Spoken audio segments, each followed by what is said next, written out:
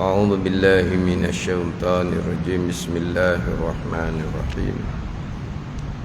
الحمد لله رب العالمين، والصلاة والسلام على سيد المرسلين وعلى آله وصحبه أجمعين.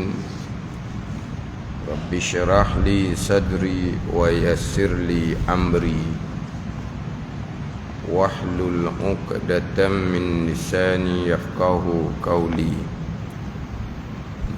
سبحانك لا علم لنا إلا ما علمتنا إنك أنت العليم الحكيم. ولا حول ولا قوة إلا بالله العلي العظيم. Kitab Penawar Bagi Hati, muka surat 62. Muka surat 62, baris yang ke-9 daripada bawah. Surat 62, baris ke-9 daripada bawah. Qala al-muallifu rahimahullahu ta'ala wa nafa'ana bi'ulumihi amin. Kemudian, jika mengetahui ia seseorang akan segala dosanya atas tafsil, atas satu-satu. Jika mengetahui ia seseorang, kemudian jika mengetahui ia seseorang akan segala dosanya, mengetahui ini dengan tafsil, dengan satu-satu. Tafsir ini satu-satu. Nescaya wajib atasnya, atas seseorang yang mengetahui akan segala dosanya atas tafsil, taubah daripada semuanya. Taubah daripada semuanya, semua dosa yang diketahui atas jalan tafsil. Taubah dengan satu-satu, dengan satu-satu. Dan tiada memadai oleh satu taubah saja bagi segala dosanya itu. Dan tiada memadai oleh satu taubah saja bagi segala dosanya itu, dosa yang diketahui atas jalan tafsil. Dan jika tiada teringat ia seseorang akan tafsil segala dosanya, atas tafsir segala dosanya, maka hendaklah berkata ia, jika ada bagi aku dosa yang tiada aku ketahui akan dia, akan dosa, maka aku taubah kepadanya, aku taubah daripadanya, daripada dosa, kepada Allah Subhanahu wa ta'ala. Kemudian jika mengetahui ia seseorang akan segala dosanya, dosa seseorang atas tafsil, atas satu-satu. Tafsir ini terperinci ataupun satu-satu. Nescaya wajib atasnya, atas seseorang yang mengetahui akan segala dosanya atas tafsir tadi ini, taubah daripada semuanya, semua dosa dengan satu-satu, dan tiada memada oleh satu taubah saja bagi segala dosanya itu. Jadi kalaulah dosa tu kita tahu, kita ingat dosa kita secara satu-satu, Pernah tinggal semayang, pernah tinggal puasa, pernah terbabit dengan riba, terbabit dengan rasuah contohnya. Hak tu mengetahui, ingat segala dosa tu atas jalan tafsir, wajib bertaubat semuanya dengan satu-satu, dan tidak memada oleh satu taubat saja bagi segala dosa itu. Nak bertaubat secara ijmal dipanggil. Ya Allah, ampuni olehmu ya Allah akan segala dosa aku ya Allah, akan segala dosa. Dan segala dosa tu tahu, ingat ke dok? Tahulah. Tadilah semayang ada tinggal, puasa ada tinggal, kemudian terbabit dengan dosa-dosa besar yang lain, kemudian pula tahu dan ingat hati bersifat dengan sifat riak, hati bersifat dengan sifat ujub, hati bersifat dengan sifat takabur, hasad. Tu. Lepas tu nak bertaubat secara ijmal dengan satu taubah sahaja tidak memada. Wajib bertaubat kepada Allah dengan satu-satu. Menyesal kerana dahulunya tinggal semayang, menyesal kerana dahulunya tinggal puasa. Itu rukun utama taubah, dia akan nyatakan kemudian. Kemudian menyempurnakan rukun taubah yang lain, qada semayang, qada puasa.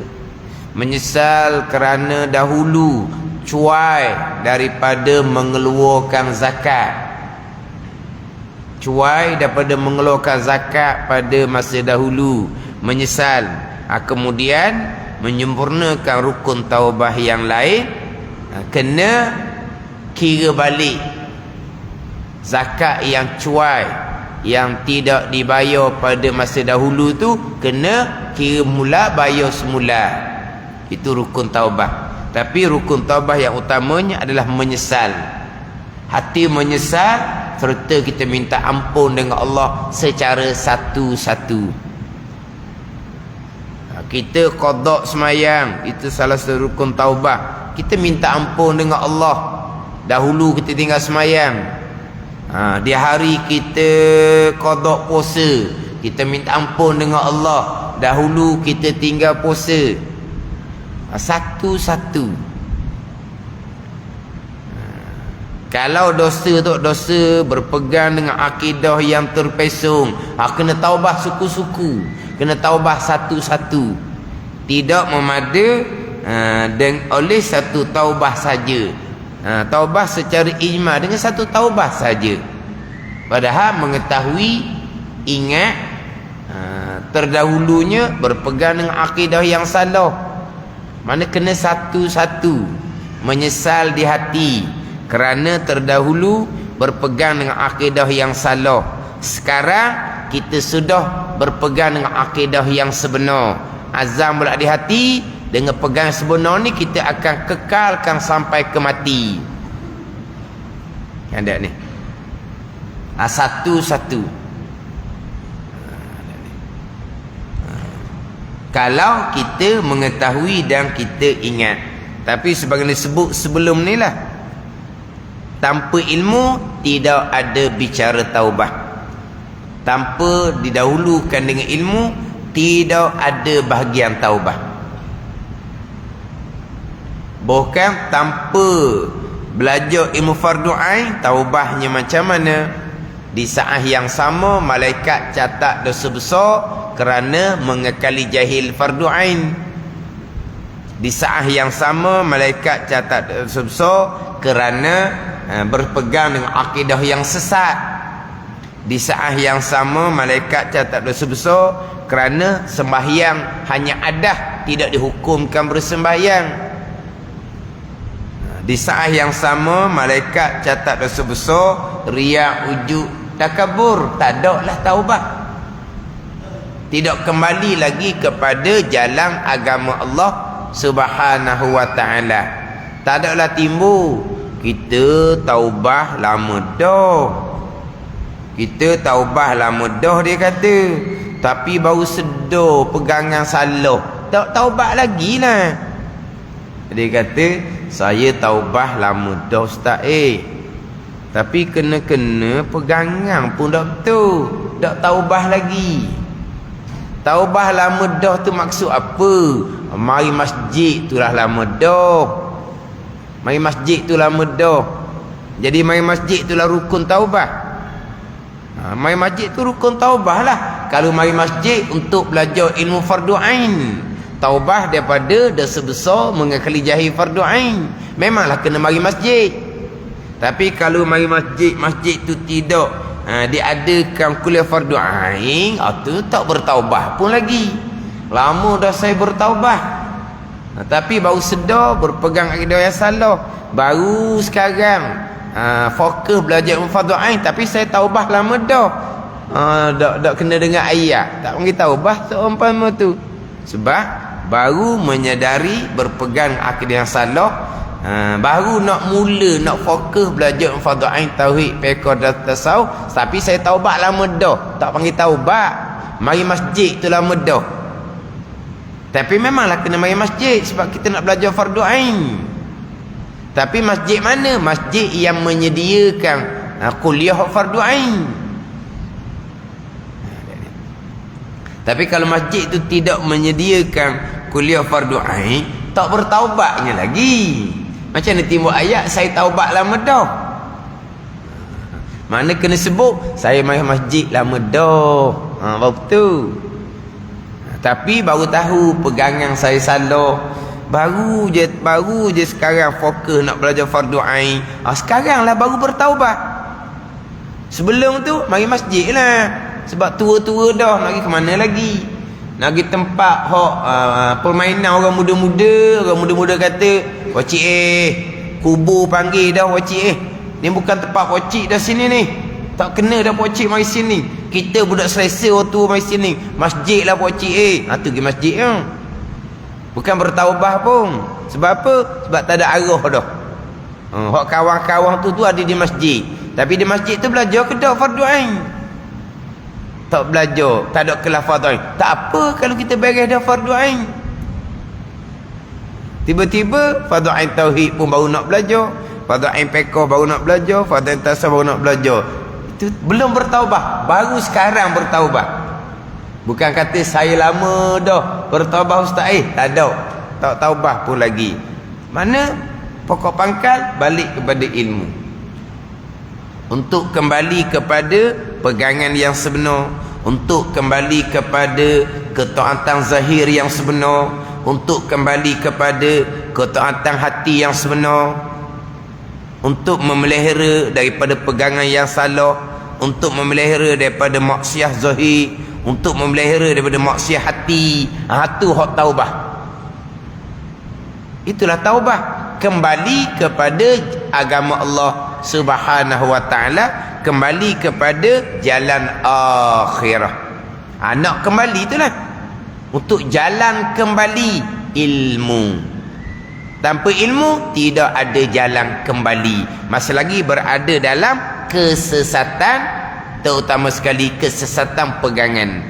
Masih berada dalam keadaan malaikat sentiasa catat dosa besar, belum lagi kembali kepada jalan akhirah, belum lagi kembali kepada jalan akhirah. Ilmu, sebab itulah 3 ilmu tu hak tu tak ada tu. Hak tu tak ada jalan, tak ada jalan elok, tak ada. Tak sudah ngelik-ngelik lah, tak sudah buat alasan apa-apalah. Nanti sambil-sambil, tak ada. Fokus fardu ain, fokus belajar fardu ain, tauhid, fiqh, tasawuf. Masa itulah kita bertaubah dengan Allah Subhanahu wa ta'ala daripada jauh daripada Allah dengan pegangan yang salah, amal zahir batin yang salah, kepada jalan agama yang sebenar. Kita pun belajar. Lepas kita belajar, kita tahulah seumpama tu berdosa, maka wajib bertaubah satu-satu. Wajib bertaubat satu-satu. Kemudian jangan lupalah pembicaraan sebelum ni. Kita berdosa lama dah. Kita tidak menyedari berdosa, makna kita tidak bertaubat. Sekarang menyedari, maka bertaubat bukan hanya bertaubat daripada dosa tu, bukan bertaubat daripada satu dosa yang lain pula, iaitu melambatkan taubat. Nak bicara kita minggu lepas. Sebab yang kita bertaubat ni dosa lama, sekarang baru kita sedar. Dosa lama sekarang baru kita sedar. Terkadang dosa lama kita sedar, tinggal semayang kita ingat sangat sebab semayangnya kemudian, tinggal puasa kita ingat sangat sebab puasanya kemudian. Jadi semayang molek-molek dah, puasa molek-molek dah, tapi taubat dak daripada dahulu hok tinggal semayang hok sedar tu. Hok dahulu tinggal puasa hok ingat tu, taubat ke dak? Dah tak taubat lagi ke? Dan kan sekarang ni semayang dak tinggal dah kan? Kan sekarang ni puasa dak tinggal dah kan? Dak taubat lagi ke hok dulu? Dah hok dulu memanglah tahu, ingat, sedar, tinggal semayang, tinggal puasa. Tu cerita dahulu. Kemudian semayang cukup dah, puasa cukup dah. Dengan semayang kemudian, dengan puasa kemudian, tinggal semayang, tinggal puasa dahulu, taubat dah nama dia. Sebab kita semayang dah sekarang, kita puasa dah sekarang. Taubat ada rukun dia, melengkapkan rukun dia ke tidak? Rukun di mana pula? Ni kejahilan fardu ain. Nak kembali kepada jalan agama macam mana? Sebab permulaannya taubat, rukun taubat pun tak tahu.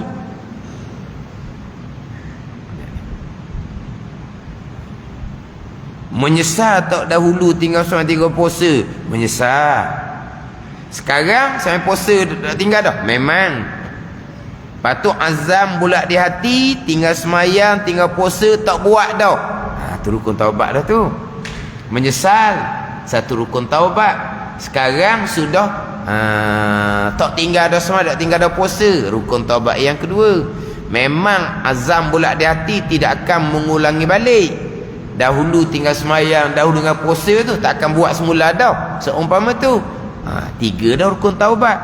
Rukun taubat yang keempat, qada. Qada ke dak? Dak lagi. Tak panggil taubatnya lagi.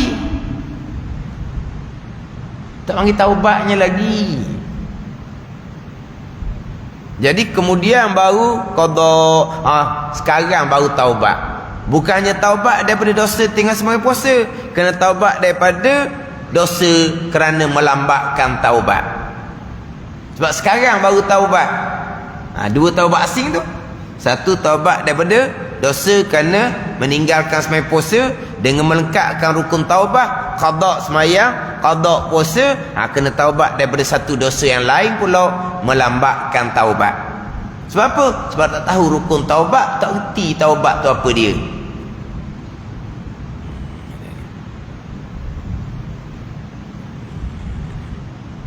Jadi kita ni dalam belajar itulah kita bertaubat. Itulah dia taubat. Bahkan belajar tu sendiri pun rukun taubat, kerana nak nak bertaubat daripada dosa besar mengekali jahil fardu ain. Ada belajar itulah satu barulah sedar dosa seumpama tu, baru sedar, maka bertaubatlah di saat tu. Hak belajar tu bertaubat daripada dosa besar mengekali jahil fardu ain. Dalam belajar itulah kita mengetahui apakah dia dosa maksiat yang menjauhkan kita daripada Allah Subhanahu wa taala, dan apakah dia ketaatan yang sebenar. Sembahyang yang sebenar ni macam mana?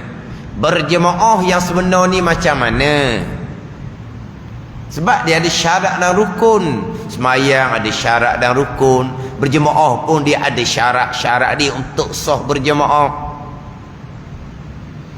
Maknanya barulah kita bertaubat, kita kembali kepada jalan agama yang sebenar, ilmu.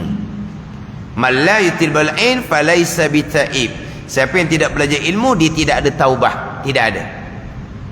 Atau comel dalam kitab Minhajul Abidin tu, Ilmu Aqabah yang pertama, taubah Aqabah yang kedua.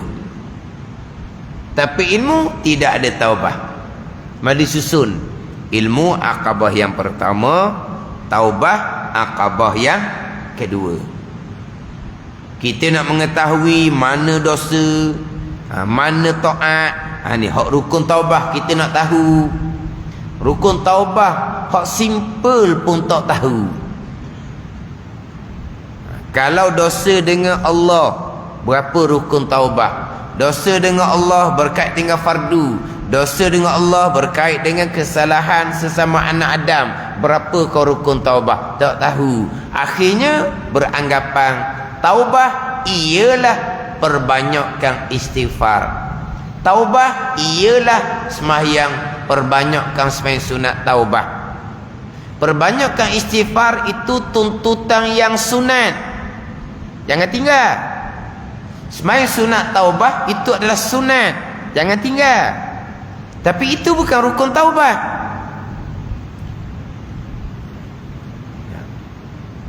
Lengkapkan rukun taubah. Lidah sentiasa istighfar, pahala besar.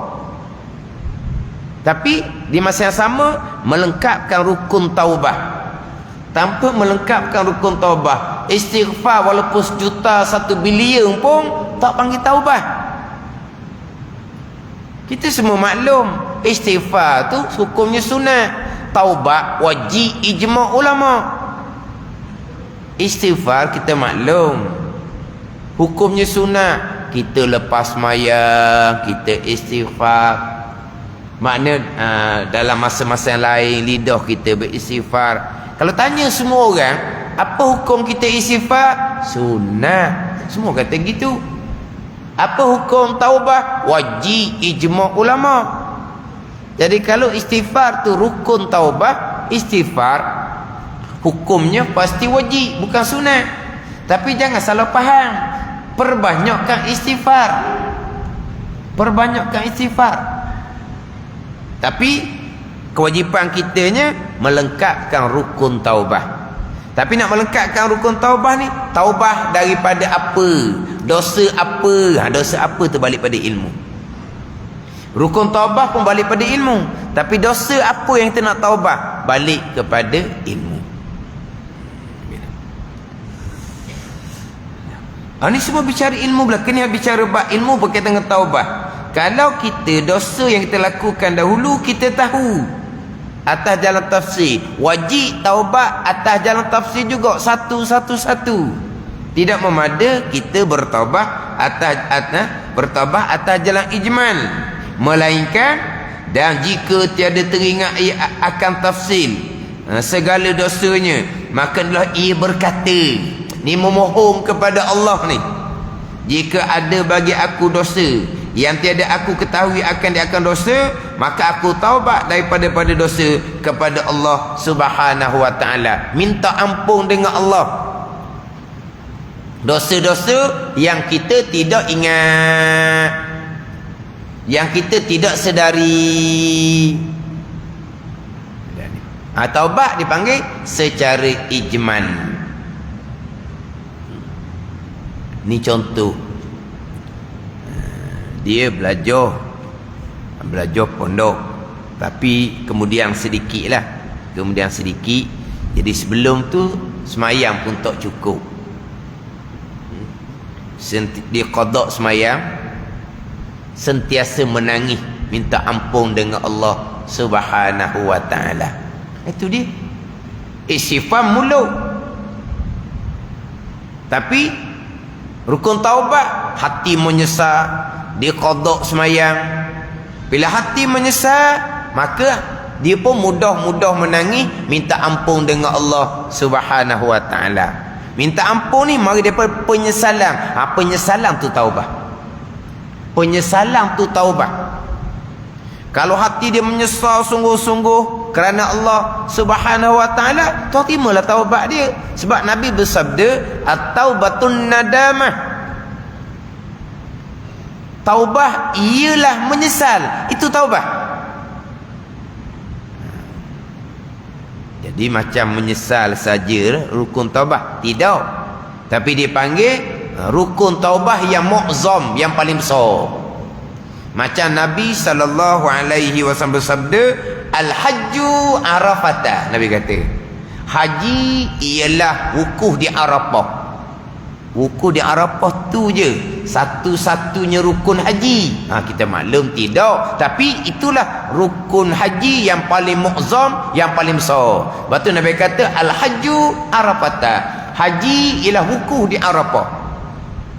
Jadi faham satu rukun je? Tidak. At-taubatun nadamah. Nabi kata bermula taubah ialah menyesal. Satu je itu rukun? Tidak. Tapi rukun yang paling besar adalah menyesal. Daripada menyesal itulah dia istighfar, dia minta ampun dengan Allah Subhanahu wa taala. Dia qada semayang, dia menangis minta ampun dengan Allah. Inilah orang yang bertaubat. Dalam dia belajar. Masa kelas, dia masuk kelas. Habis kelas, tak ada. Nak bersembang tak ada. Naik atas pondok, dia qada semayang. Dia qada semayang, minta ampun dengan Allah Subhanahu wa taala. Hari-hari dia berpuasa, minta ampun dengan Allah Subhanahu wa taala. Satu-satu dosa. Dosa mata minta ampun dengan Allah Subhanahu wa taala. Dosa telinga pun minta ampun dengan Allah Subhanahu wa taala. Satu-satu. Hak tak ingat barulah minta ampun dengan Allah atas jalan ijmal.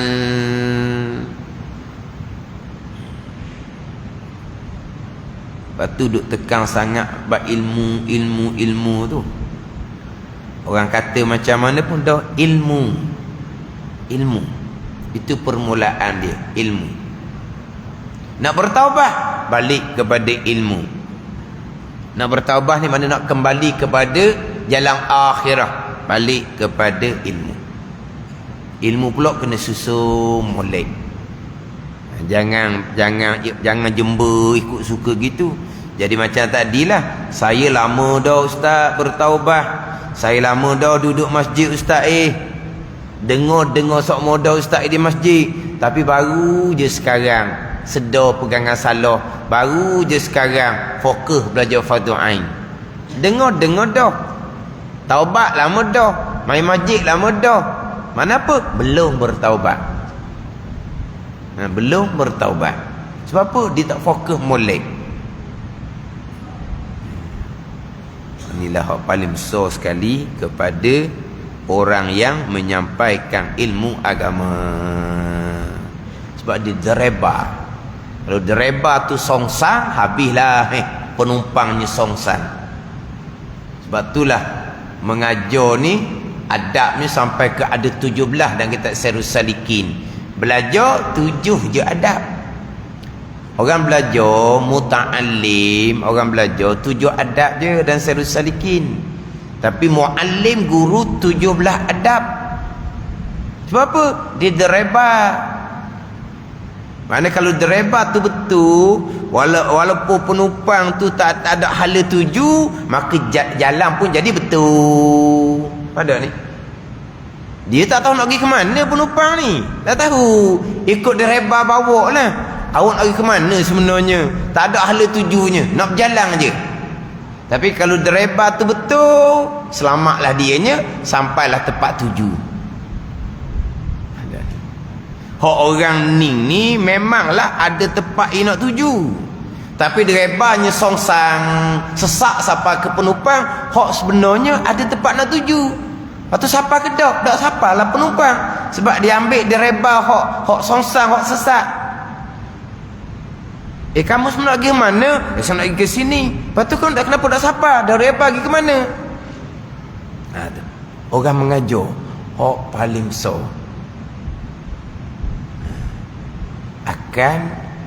akan dipertanggungjawabkan di padang mahsyar. Orang mengajarlah yang akan dipertanggungjawabkan. Orang belajar bertanggungjawab atas diri sendiri. Kalau kita selamat kita orang belajar ustaz, orang mengajar kena, kita mukallaf. Orang belajar mukallaf kan? Akil balik, kita balik lagi. Tak balik kita apalah. Akil balik, akal comel siapa umur, bertanggungjawab atas diri masing-masing. Tapi orang mengajar ni dia lagi besar tanggungjawab dia. Tapi orang belajar dia bertanggungjawab atas diri masing-masing. Dia mengikuti jalanan yang tak betul. Orang yang dituruti tak mengaku kenal dah kepada masyarakat. Tak mengaku dah. Saya belajar ngawak tak mengaku dah. Orang yang mengikuti jalanan yang salah, orang yang diikuti tu tak mengaku Sebab apa? Berat daripada masyarakat. Siapa nak mengaku? Maknanya orang belajar sendiri tanggunglah. Tapi yang mengajar hak ni lah, hak akan dipertanggungjawabkan daripada masyarakat. Bukan mengajar ni satu kerjaya, bukan. Bukan mengajar satu kerjaya, satu sumber untuk kehidupan, bukan. Mengajar adalah satu tanggungjawab. Mengajar adalah satu tanggungjawab. Bila dikurniakan ilmu oleh Allah Subhanahu wa taala, maka memikul satu tanggungjawab yang besar. Menyampaikan ilmu itu tanggungjawab yang besar. Bila dikurniakan ilmu oleh Allah Subhanahu wa taala, bukan untuk berbangga-bangga, akan dipersoalkan di pada mahsyar, dipertanggungjawabkan di hari akhir untuk menyempurnakan tanggungjawab. Adapun kalau ilmu pun tak ada, sepatutnya pergi belajar, dia buat pandai-pandai mengajar sebagai kerjaya hidup. Hak ni lagi berat lah ni. Orang yang ada ilmu menjadikan ilmu sebagai benda ni, sebagai untuk diniagakan. Ni berapa? Tunggang berapa? Dia niagakan ilmu agama Allah Subhanahu wa taala. Ada orang dia meniaga juga ilmu, tapi hak tiruan, hak palsu. Hak orang yang ada ilmu sungguh-sungguh, dia jadikan ilmu untuk dunia, dia meniaga dengan ilmu, berat daripada masyarakat. Ada orang yang jadikan mengajar ni sebagai ni sumber pendapatan, ilmu yang palsu, tiruan, itu lagi berat. Hak tiruan, hak palsu. Hak orang yang meniaga ilmu ni, dia ajar ilmu sebenar. Orang hak belajar tu dapat ilmu sebenar. Yang mengajar tu hak tak lepas daripada masyarakat, sebab dijadikan ilmu sebagai sumber perniagaan dia untuk dapat dunia. Tapi apa yang dia ajar tu betul ke salah? Betul. Tapi kalau orang yang jadikan mengajar sebagai sumber pendapatan, ilmu yang dia ajar tu palsu, tiruan, tu lagilah. Ada ni.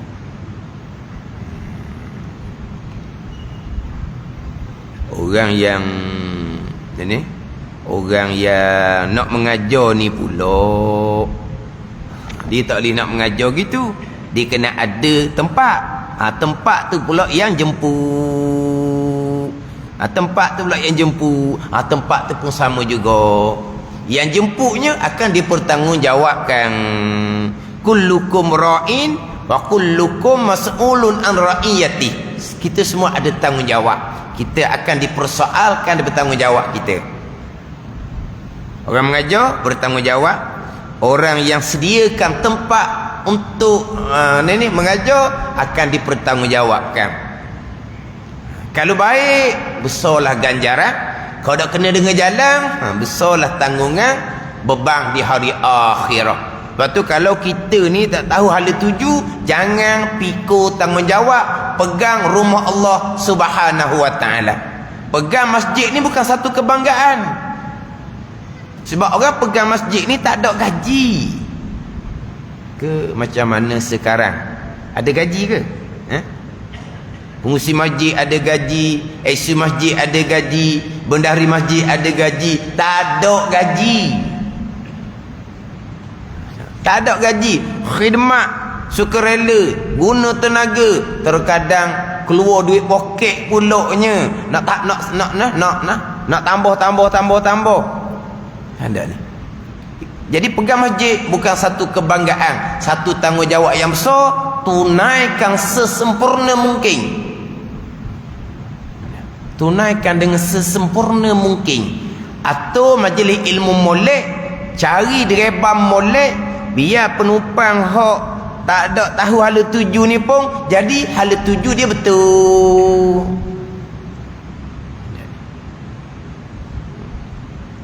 Maknanya yang atur kuliah pihak masjid satu, dia cari direbam hok tu. Hok penumpang ni tak tahu ke mana sebenarnya. Alhamdulillah jadi betul jalanan dia. Ramai orang belajar, dia tak tahu nak apa pun sebenarnya. Dia turut kawan dia, dia turut anak beranak dia. Dia tak ada nak pergi ke mana dah, nak tupan dengar. Dia tak ada matlamat. Tak ada ahli tuju, cuma nak belajar je. Kemudian barulah sedar, hok ni yang sepatutnya kena belajar. Alhamdulillah, belajar kena dengan jalan. Walau asalnya tak ada ahli tuju. Bukan orang yang ada hal tuju pun terpaksa kena pergi tempat lain. Sebab apa? Di tempat dia masjid tidak menyediakan apa yang dikehendaki. Itu kata tu berat tu. Orang mengajar berat, orang yang mengaturkan program kuliah pun kena berdasarkan kepada ilmu. Kita kena jalankan tugas betul benar, akan dapat pahala yang besar pada hari akhirah. Tak kena kita tunaikan tanggungjawab, kita akan dibebankan dengan dosa pada hari akhirah. Tapi orang belajar ingat baik, bertanggungjawab atas diri masing-masing. Bukan boleh lepas tangan. Saya ustaz nak belajar fardu ain, lepas tu dah masjid tak hari guru fardu ain, lepas tu saya nak pergi mana? Saya tunggu situ. Oh, dia salah ke masjid. Saya pernah jumpa gitu. Oh, jadi kalau tak ada situ tunggu. Hok keperluan tu tunggu. Macam ginilah. Kampung tu tak ada beras. Lepas tu tak makan nasi ya. Keperluan beras. Nak macam mana nak makan nasi? Macam beras tak ada. Dia pergi cari kampung lain tak beras tu. Dia pergi cari kampung lain beras tu. Sebab apa? Nasi tu keperluan. Kampung tak ada. Kena pergi cari lain lah. Ilmu fardu ain tauhid fiqh atas ni keperluan, kena carilah. Tidak tunggu ke dinding masjid, ke tiang masjid. Macam seolah-olah kalau dia tak ada dinding tiang tu terbalik, duduk tunggu situ. Lepas tu dia salah ke masjid pula. Nak kan ustaz moga dia tak cari ustaz mengajar fardu ain, dia lah kena. Dia kena pula dah. Orang masjid lah kena bagi dia. Dah dia tak kena diri dia tu. Memanglah pihak masjid bertanggungjawab, tapi kita yang belajar bertanggungjawab atas diri sendiri. Oh, dia pelepah. Dia pelepah pada orang ngajar, dia pelepah kepada pihak masjid. Ada pula ustaz pada masa nanti hak ustaz-ustaz mengajar di sekolah tu, hak tak wis selesai fardu anak saya saya akan dakwa di pada masa. Oh, dia nak dakwa ustaz sekolah. Walau tu anak dia, bukan anak ustaz sekolah tu. Anak dia nak dakwa ustaz sekolah. Iaitu ustaz sekolah dah ajar fardu ain anak dia nak dakwa daripada masyarakat. Sekarang ni anak siapa tu? Anak ustaz tu ke? Dan ustaz tu dipertanggungjawabkan, betul? Dia dipertanggungjawabkan. Dan dia sebagai ayah, dia yang bertanggungjawab sebenar, bukan ustaz tu. Ustaz tu tolong je. Tapi ustaz tu pun dipertanggungjawabkan juga. Oh, senang dia nak letak atas ustaz sekolah. Dia sebagai bapa. Bukan kata Allah kena bertaubahlah dengan Allah sebab saya hendak dok. Dia nampak orang lain. Ada pula hak isteri. Ustaz saya apa-apa hal pun saya akan naik atas belakang suami saya nanti. Naik atas belakang suami nak gimana makcik? Tersungkur daripada masya. Tersungkur ke mana makcik? Ke neraka dengan makcik-makcik masuk neraka kata. Dia nak marah ke suami dia sebab suami dia tak beri ilmu agama ke dia. Betul lah suami dia salah lah, tapi dia tu mukallaf, dia bertanggungjawab atas diri di sini, kena pergi belajar lah. Kata makcik jangan ingat kepada suami makcik je. Suami makcik ni peringkat yang kedua. Makcik ada mak ayah. Suami makcik tak ayah ajar makcik ilmu agama, mak ayah makcik ajar makcik ilmu agama. Suami makcik ambil wasiat dah. Tapi suami makcik ambil makcik hak jahil kerana mak ayah makcik tak ajar. Lepas tu nak naik atas belakang mak ayah makcik, tersungkur di padang mahsyar. Ni nampak suami dia je. Oh, dia nak mahu ke suami dia. Apa benda dia tak puas hati tak tahulah. Mungkin ada benda lain tak puas hati tu dia capur je lah. Oh, dia nak kerabat atas belakang suami dia di padang mahsyar. Tak nak kerabat. Pandok kerabat tau. Kerabat naik atas belakang lah. Kata tanya, naik atas belakang tu ke mana? Tersungkur di mana? Di padang mahsyar. Tersungkur di padang mahsyar ni ke mana? Ke neraka. Dan siapa masuk neraka? Kena belajar sendirilah kata. Sebab apa?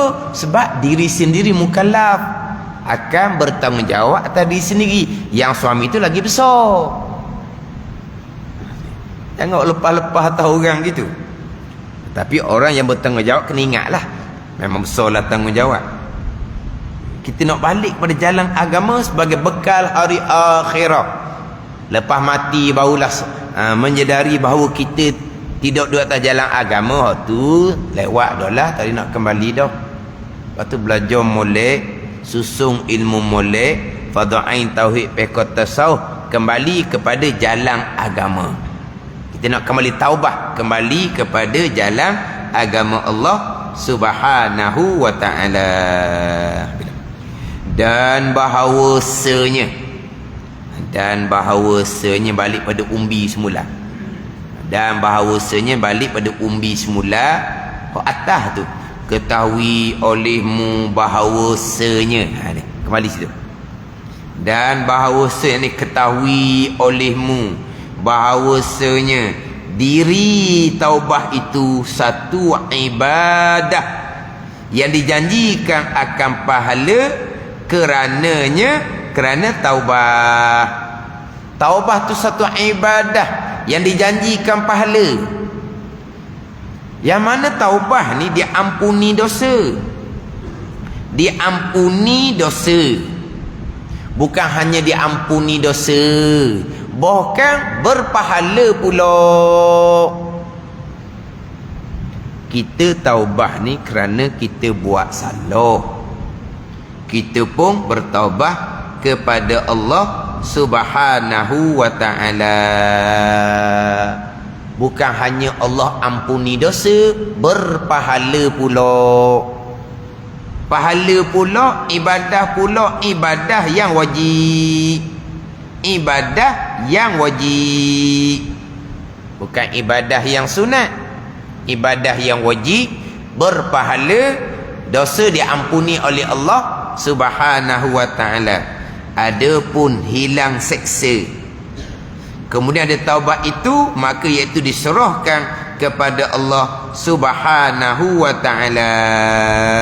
Lepas ada seksaan, diserah kepada Allah Subhanahu wa ta'ala. Mudah-mudahan Allah ta'ala terima taubat, dan mudah-mudahan Allah ta'ala selamatkan kita daripada seksaan pada hari akhirah.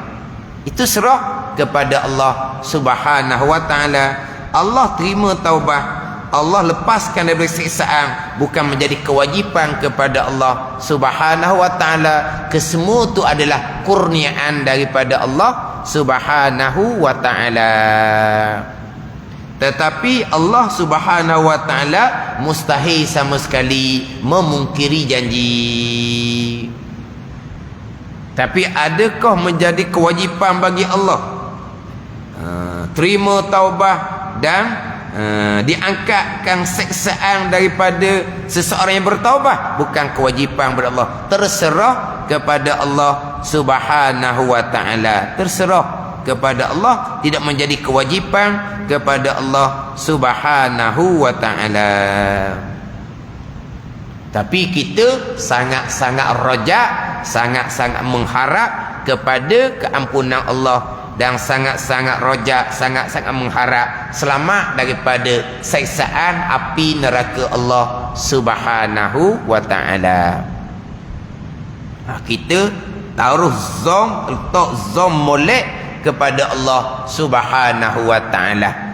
Kita bertaubah dengan cukup syarat, dengan cukup rukun. Kita sangat-sangat mengharap Allah Ta'ala terima taubah Itu janji yang Allah Subhanahu wa ta'ala. Allah lepaskan kita daripada seksaan Allah Subhanahu wa ta'ala pada hari akhir. Pergantungan kita kepada rahmat dan keampunan Allah Subhanahu wa ta'ala, dan kita berharap kepada syafaat Nabi sallallahu alaihi wasallam. Kita sangat berharap kepada syafaat Nabi sallallahu alaihi wasallam. Nak dapat syafaat Nabi, ikut ajaran Nabi selengkap-lengkapnya, secukup-cukupnya. Bukan hanya pada satu-satu bulan perbanyakkan selawat. Yang memang disunatkan sentiasa perbanyakkan selawat, terutama sekali malam dan hari Jumaat. Tapi yang menjadi kewajipan besar kita adalah mengikuti sunnah perjalanan agama Nabi sallallahu alaihi wasallam. Berselawatlah bulan Maulud ni, buatlah program apa pun, tapi jalanan sunnah Nabi ikuti ataupun tidak akan diterima oleh Allah Subhanahu wa taala, dan tidak akan dapat syafaat Nabi sallallahu alaihi wasallam. Tak ada salah bulan Maulud kita menyuburkan kembali kecintaan kepada Nabi sallallahu alaihi wasallam. Kenapa kita sangat mencintai Nabi sallallahu alaihi wasallam? Sebab Nabi bawa agama yang akan menyelamatkan kita dunia dan akhirat. Nabi bawa agama, kita ikut dak agama Nabi. Kita ikut dak agama Nabi. Kalau hanya cinta Nabi, cinta batang tubuh, agama tak ikut, itu cinta Abu Talib. Cinta akan kelahiran Nabi saja, itu cinta Abu Lahab. Ada ni. Abu Talib cinta akan Nabi, dengan nyawa dia melindungi Nabi sallallahu alaihi wasallam. Tapi ikut Nabi ke tak? Tak. Ada kita macam mana? Cinta akan Nabi kerana Nabi bawa agama yang menyelamatkan kita dunia dan akhirat, dengan kita mengikuti jalanan Nabi, sunnah Nabi sallallahu alaihi wasallam. Jadi kita mengharap akan rahmat dan keampunan Allah, kita mengharap akan syafaat Nabi sallallahu alaihi wasallam.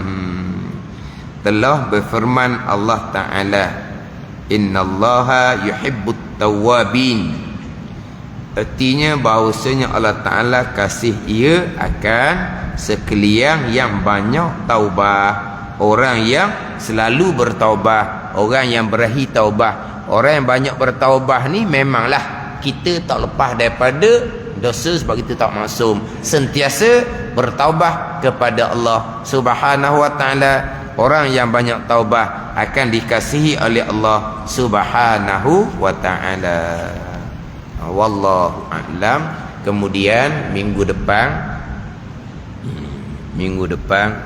tak ingat dah saat ni, cuti sekali. Sebab minggu depan Tuan Guru Baba Ismail Sepanjang buat program di Terengganu. Awalnya daurah di Pondok Bukit Jong, kemudian Tuan Guru akan keluar ke masjid-masjid. Dimulai dengan pagi kami pukul 9 pagi, insya-Allah 13 bulan, di Masjid Bukit Besar, Masjid Sultan Muhammad. Siang pagi tu program saya lah, diganti dengan soal jawab bersama dengan Tuan Guru Baba Ismail Sepanjang. Kemudian malam Jumaat 13 bulan malam tu Masjid Tokku, Masjid panggil apa? Masjid Cabang 3 tu lah, Masjid Tokku Tuan Besar. Ada kita dah. Kita panggil Masjid Tokku tu lah.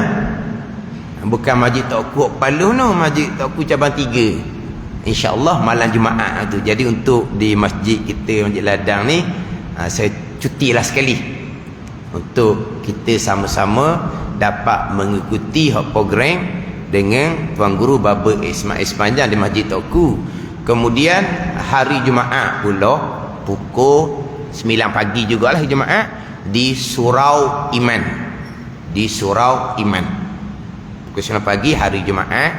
Kemudian malam Sabtu tu Tuan Guru akan bertolak balik ke Fatani.